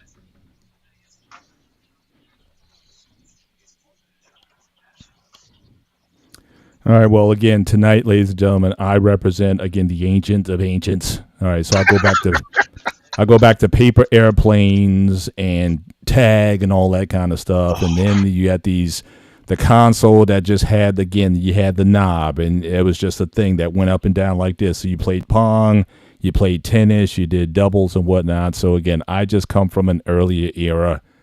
But again, I remember the game boom from 80. I'd say from 79 to 83 was a great era, especially for arcades and arcade style gaming, and even the home gaming market. Even though it wasn't as good, still you had a lot of fun. One, because of the guys who you were playing with. We didn't have online. You weren't playing people all over the world. It was just some guys because it was too much rain or the weather was inclement. You couldn't go out there and play football or baseball or something like that. So you just played inside. So we had a good time. But again, too many consoles. As I said at the beginning of the show, at one time you probably had 12 to 15 different platforms for which to play video games at home with, including computers. And the games that came out were very crappy at the same time. Again, but everybody was managing about 8 bytes back then. and they weren't putting the quality in even to get the most out of the 8 bytes that they were able to. Games like Pitfall, the exceptions to that. And then again, folks got greedy, and consumers had enough of it. But again, thank goodness for Nintendo. Came out with the NES in '85 and revitalized everything.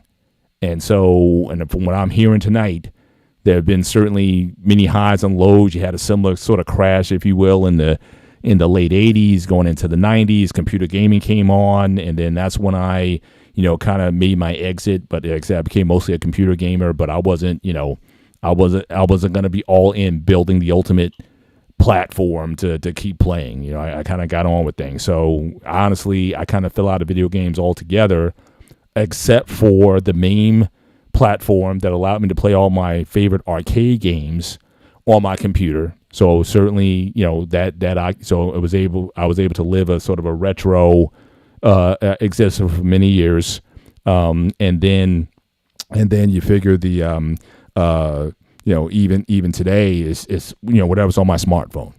But most of the games on my smartphone, like I said, I can get a decent game or round of a game in about 15 to 20 minutes. But I'm not going on these long campaigns, these long exhibitions, these things where you have hours of time before you even play, just spending time setting up. And so, that's not my area. I think that, again, video games, it could be a healthy pastime. But like I said, too much of anything can be bad for you after a while. I do hope that some of the folks who are spending hours and playing games spend some more time working on your social skills and getting out and meeting people. And it's great if you find somebody who in the gaming community that you wind up meeting and dating and marrying and all that kind of stuff. It's great when you hear stories like that. But I don't know if that's the norm. I think that's more the exception than the norm. But again, I think it could be certainly a very healthy outlet, and there's a lot of other more dangerous things you could be doing. I mean, drinking and driving and doing all kinds of, illicit, things you could be doing that is certainly more harmful to you. But even with games, too much of anything can be an obsession. So I hope that people find some balance to your lives and not get so caught up in the pursuits that you miss the bigger picture. I just got back from some travel. I think, if you get a chance, see the world some more, travel, see more of what, and how fortunate that you are, especially if you live in the United States. I think there's other pursuits that you can certainly add in. But yeah, if I got 15, 20 minutes, I'll put it down on a game. And, certainly it, definitely helps to clear my mind and take my mind off what I need to in order to get to something else. But it's not an obsession for me anymore. So that's all I got on that. I think Ghost, he had to, I don't know if Ghost is there, if you can switch to Mandrell, or Mandrell, if you can speak. Yeah, there you go. So if you can just I'm here. Close this out. Yeah, to close this out, video games have come a long way since the '80s, and I do remember that crash.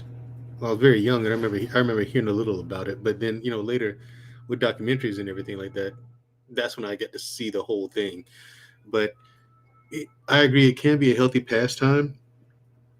Just to find other interests, get outside, go play sports, do something. Don't make it your life. Some people now with the invention of streaming and YouTube and everything, they make a living playing video games. Do that if you can. Cool. I got no problem with that. Just don't quit your day job to invest all time in that, because you can work a full-time job, then come home and then stream, for like 2 hours, and then get your numbers up and all that. Just don't get done with it, is what we're saying. And that's it. Thanks for having me.